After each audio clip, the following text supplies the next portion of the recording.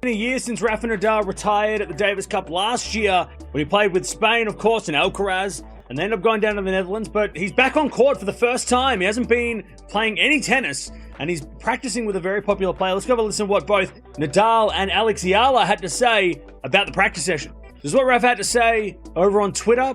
1 year later, it felt great to be back on the tennis court. It was a great practice with you, Alex Eala. Next time, I will be stronger. And you can see there, if you click the link down below, you can watch the video of them practice. There's something about a quiet move that speaks louder than any headline ever could. No press conference, no dramatic social media post, no announcement that something big was coming. Just Alex, back in Mallorca, lacing up her shoes at the Rafa Nadal Academy, days before one of the most demanding clay court tournaments on the planet. And if you know tennis, if you really understand what that place represents and why a player would choose to go back there at that specific moment in the season, then you already know this is not a casual visit. This is a statement. And the fascinating part is that nobody was supposed to notice. Let's back up for a second, because to understand why this matters, you need to understand the person at the center of it. Alex has been on this quiet rise that most people outside of tennis circles have only recently started paying attention to. She is Filipino, she is young, and she has been grinding through the lower tiers of professional tennis with a level of hunger that honestly does not get enough credit. Last month, she reached a new career-best WTA ranking of 137. That number might not jump off the page for casual fans, but for anyone who knows how hard it is to climb that ladder, it means everything. Every single point on that ranking is earned through travel, through losses that sting, through wins that sometimes nobody watches, and through a commitment to a sport that demands everything from you even when it gives you very little back. She spent 5 years at the Rafa Nadal Academy as a full scholar, 5 years learning the game in one of the most rigorous environments in professional tennis. She graduated in 2023, and since then she has been doing exactly what any ambitious young professional should be doing, putting herself in uncomfortable situations and figuring it out in real time. The Linz Open, the Stuttgart Open, Madrid, different surfaces, different conditions, different opponents. Every tournament teaching her something new about her own game and about what it takes to compete consistently at this level. But here is where the story gets layered. Her Madrid Open campaign ended in the round of 64 in singles. She pushed a little further in doubles, reaching the round of 16, but the singles exit was the one people fixated on. And look, on the surface, that result does not raise any flags. Early exits happen to everyone. Madrid is a brutal tournament even for established players. The altitude alone does something strange to the ball, making it fly faster than players expect, throwing off timing that took months to build. But what came next is what caught my attention. Instead of jumping straight into the WTA 125 Catalonia Open, the natural next step on the calendar, Alex quietly disappeared. No matches, no social media updates about grinding through another qualifying draw, just silence. And then the Academy posted that Instagram update, and suddenly everything made sense. She went back, not because she had to, but because she chose to. And that choice tells you more about her mindset than any result ever could. Now, let me paint a picture of what it actually means to be at the Rafa Nadal Academy right before the Italian Open, because I think a lot of people gloss over this part. That place is not a resort with tennis courts. It is not a comfortable environment where players go to feel good about themselves. It is built on a very specific philosophy, one that Rafa himself lived by throughout every single one of his 14 French Open titles. Repetition until something becomes instinct, precision over flash, mental endurance treated with the same seriousness as physical conditioning. Every footwork pattern, every split step, every swing path on a forehand, it all gets examined under a microscope. And if something is slightly off, it does not get ignored. It gets corrected until it disappears. That is the culture of that place. So when Alex shows up there in the middle of a clay season, she is essentially walking into a space where the only agenda is improvement. No ranking pressure, no crowd watching, no opponent trying to exploit her weaknesses in real time. Just her coaches, and the kind of focused work that the tour schedule rarely allows. And then something happened that even she described as almost surreal. Rafa himself got on court with her, not once, but twice. Think about that for a moment. Rafael Nadal, the greatest clay court player the sport has ever seen, the man who made the French Open his personal property for nearly 2 decades, actually practiced with her and gave her feedback. He shared insights from his career, talked about experiences on clay, and apparently gave her some specific tips on her forehand. She said it was a memory that will last forever. And honestly, can you blame her? This is a player who grew up watching him, who once fanned out when she ran into him at the Madrid airport before she even committed to attending his academy. She described it as a little embarrassing, admitting that she and her family kind of chased after him through the terminal. That story says everything about where she started and where she is now. Because that starstruck kid in the airport has grown into a professional athlete who is now hitting forehands on court, while Rafa Nadal stands across the net giving her technical advice. That is not a small thing. That is a full circle moment. And the Academy clearly felt it too, because Rafa shared a post on his own Instagram reflecting on the experience. He described it as a truly unique day at the Academy, noting that it was about a year after his final match at the Davis Cup. He was back on court, not competing, but sharing his passion and his knowledge with young players, including Alex. It was his first time back in that environment since retiring, and the fact that he chose to spend that time with players like her says something about the kind of energy she brings to a court. People who know the game feel it. Now let's talk about Rome, because this is where all of that preparation gets tested. And the Italian Open is not the kind of tournament that eases you in gently. The clay in Rome is heavier and slower than Madrid. That might sound like a minor detail, but it fundamentally changes how tennis is played. Rallies stretch longer. Errors that would have been winners in Madrid become mid-court balls that opponents can reset with. Patience stops being a virtue and starts being a survival skill.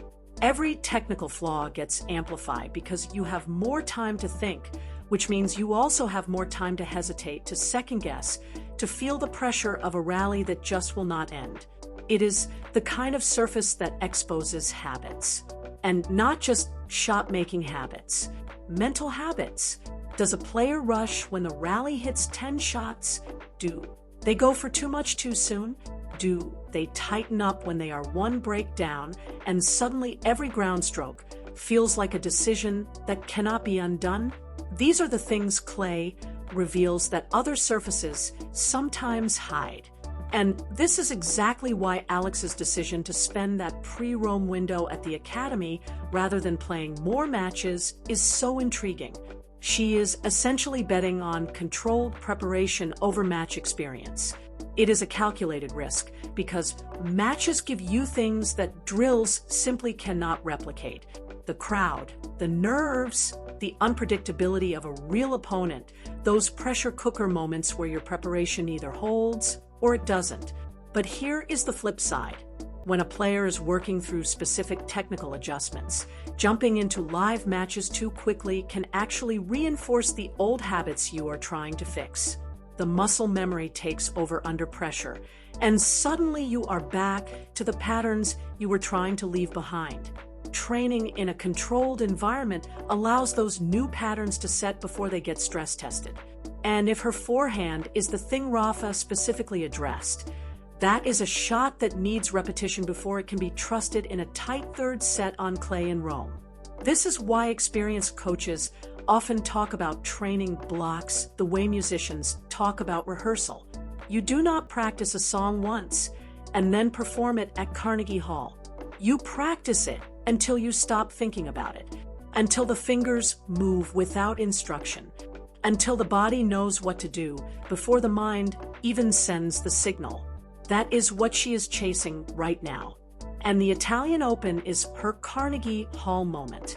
Let's also zoom out for a second and look at the bigger picture of what Alex is building toward. Her stated goal for this season is to reach a Grand Slam main draw, not qualifying. The main draw. That means pushing her ranking high enough or stringing together enough results that she earns direct entry into one of the 4 biggest events in tennis.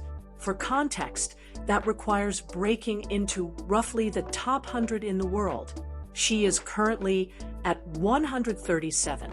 That gap is real, but it is not enormous. Not for a player who has been steadily climbing without any single massive breakthrough result. And this is something I find genuinely compelling about her trajectory. She has not had a Cinderella week yet. No shocking run through a major draw where she beats a top 20 player and the tennis world suddenly scrambles to learn her name. Her rise has been patient, almost methodical, event by event, point by point, building something that does not look flashy from the outside but has a solidity to it that sudden rises often lack. Interestingly, she is not alone in this grind. The Academy produces players who understand that development is not linear. They are trained to think about careers in the long term, not just the next match.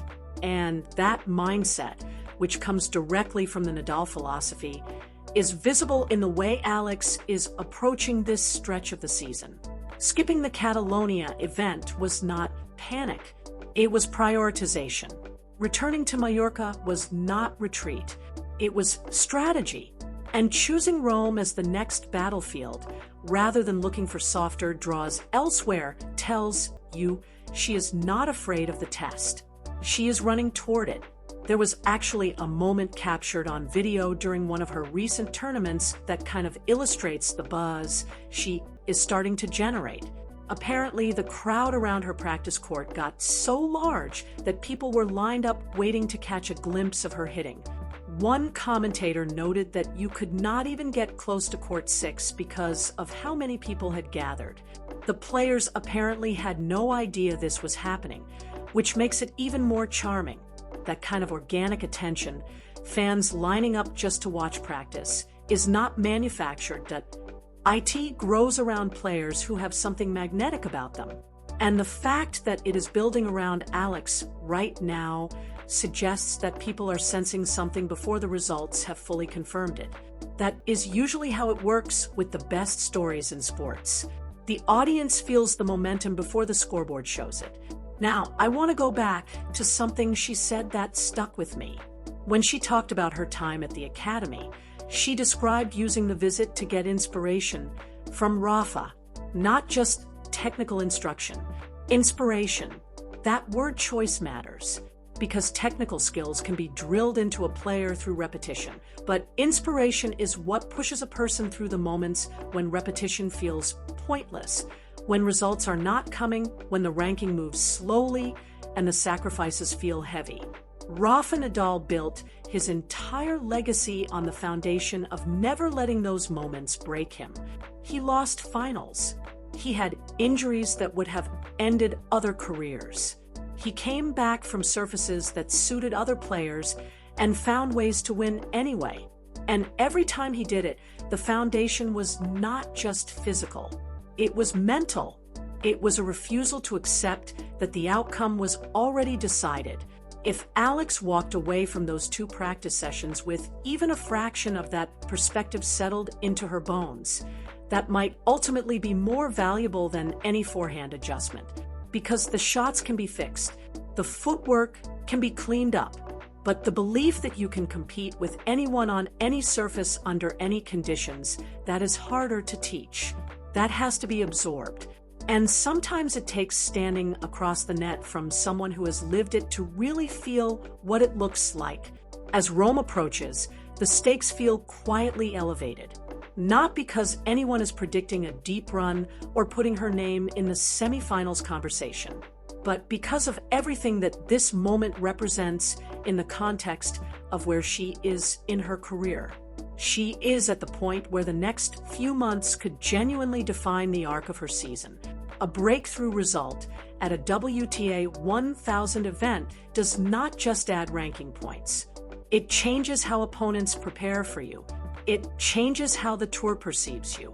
It changes your own internal sense of what is possible. And sometimes it only takes 1 week for all of that to shift. The clay in Rome has a way of creating those weeks. The surface rewards preparation, patience, and mental fortitude more than almost any other in the sport. And if Alex has spent this window between Madrid and Rome genuinely sharpening those things, then she arrives in Italy not just ready to compete, but ready to surprise. The players she will face will have their own scouting reports. They will know her patterns, her tendencies, the shots she leans on. But they will not know what changed in Mallorca. They will not have seen the practice sessions. They will not know whether Rafa's tips on the forehand have made it a weapon rather than just a neutral shot. That unknown factor is actually one of the most interesting elements of any match involving a player who has done serious work between events. You are never quite sure which version you are about to face, and the uncertainty cuts both ways. Her opponents cannot fully prepare for something they have not seen yet, and that is a genuine competitive edge hiding inside what looked like an ordinary training block. So here we are. The Italian Open is days away. Alex has done the quiet work. She has been on court with her idol, absorbing something that cannot be written into a technical manual. She has made the strategic decision to prioritize quality over quantity in her preparation. And now the clay courts of Rome are waiting to either confirm everything she has been building or remind her that this game does not give shortcuts to anyone. But here's what I keep coming back to. She already knows that. She has known it since she was a young girl in the Philippines with a single vision of becoming a professional tennis player. She said that growing up, it was her only vision in life, not a backup plan, not something she would try and see. The only vision. And that kind of clarity does not produce players who fold when the pressure builds. It produces players who have been preparing for pressure their entire lives without realizing it. So the next time you see her name in a draw, maybe do not scroll past it. Maybe look a little closer, because breakthroughs in tennis have a way of arriving quietly without warning, usually after a stretch where everything looked ordinary. And right now, everything about Alex feels anything but ordinary. Rome is about to find out exactly what was built in silence. And something tells me it is going to be worth watching.